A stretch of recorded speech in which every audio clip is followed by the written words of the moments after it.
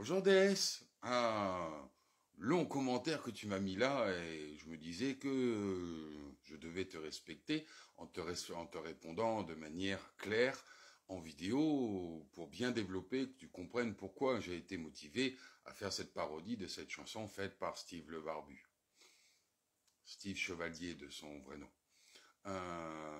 Apparemment, tu as une vision très partisane du sujet, d'où la réponse que tu m'as partagée et que j'invite tous ceux qui regarderont cette vidéo à aller regarder pour comprendre pourquoi je réponds. Et apparemment, comme tu as une vision qui part d'un point, tu te fermes à tout autre point en alléguant fausse bonne excuse. Je suis d'accord sur le fait que les bonnes excuses, ça n'existe pas.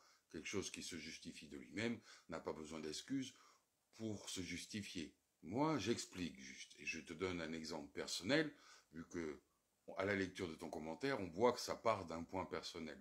Pour que tu comprennes qu'il n'y a pas que ta vision qui est la bonne, et que en t'ouvrant à d'autres expériences de vie, tu pourrais comprendre d'autres points de vue que le tien. Donc, comme je disais, personnellement, j'ai été, dans ma jeunesse, cuisinier en restauration.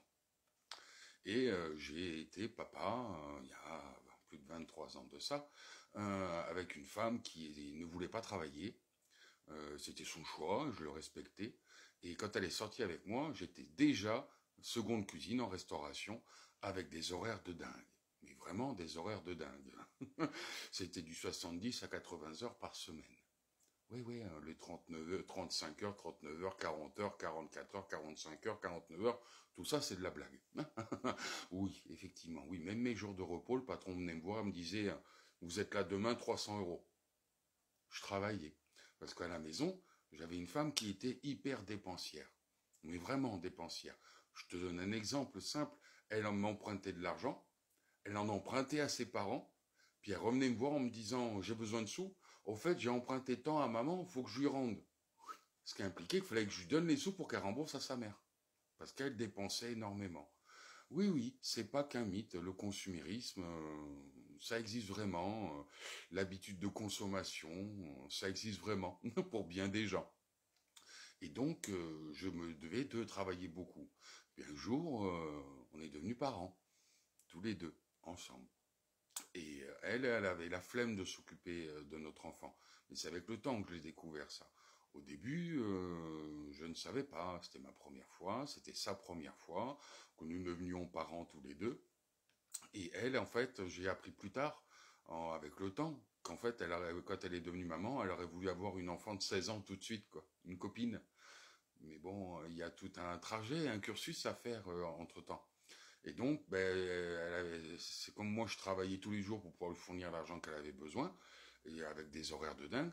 Je me levais le matin, ma fille dormait. Je rentrais le soir, ma fille dormait. Ce qui fait que je ne la voyais pas grandir. Hmm.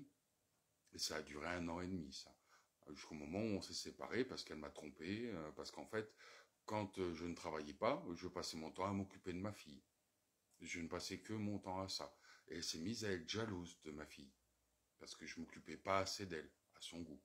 Ce que je peux comprendre, entre le temps passé à travailler et le temps à m'occuper de ma fille, de notre fille, ben, je m'occupais moins d'elle. C'est vrai, c'est une erreur de ma part, mais ça, je m'en rendais pas compte à l'époque. Moi, je pensais que je faisais ce qu'il fallait parce qu'elle avait des besoins économiques et je devais m'occuper de mon enfant quand je ne travaillais pas. Pour moi, ça me paraissait normal. Je n'envisageais pas à l'époque qu'elle serait jalouse de notre propre enfant. Tu vois ce que je veux dire? Donc, il n'y a pas de bonne excuse pour dire qu'on n'a pas le temps de s'occuper de son enfant. C'est vrai.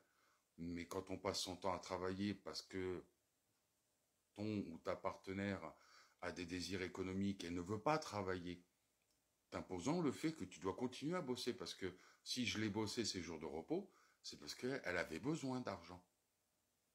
Et j'avais pas lui dire, ah, je te donne rien, change tes habitudes.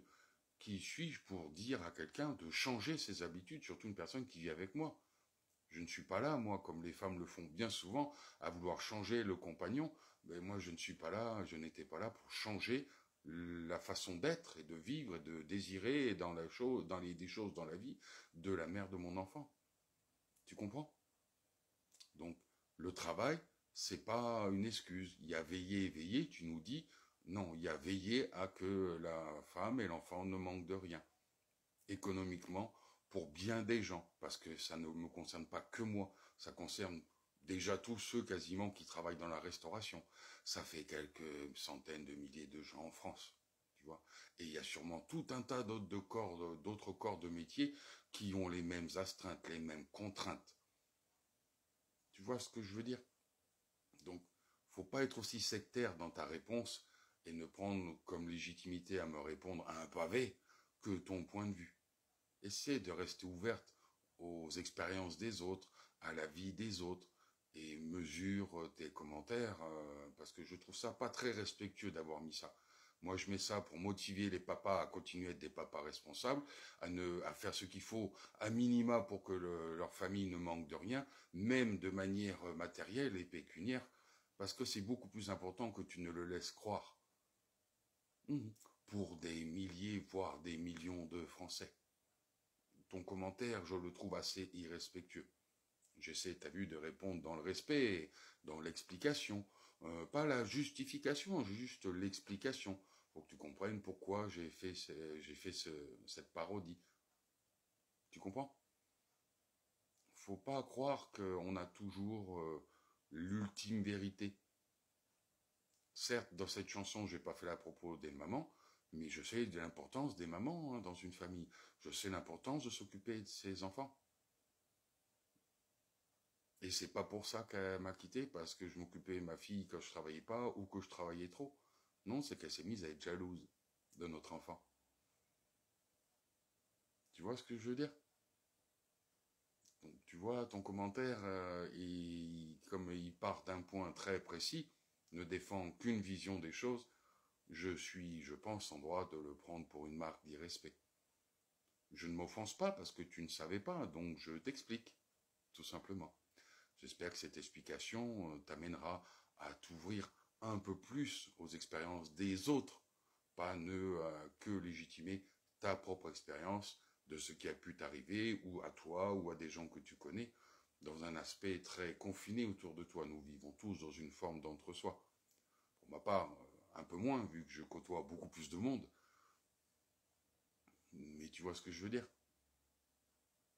Je te souhaite une bonne fin de journée. Prends soin de toi.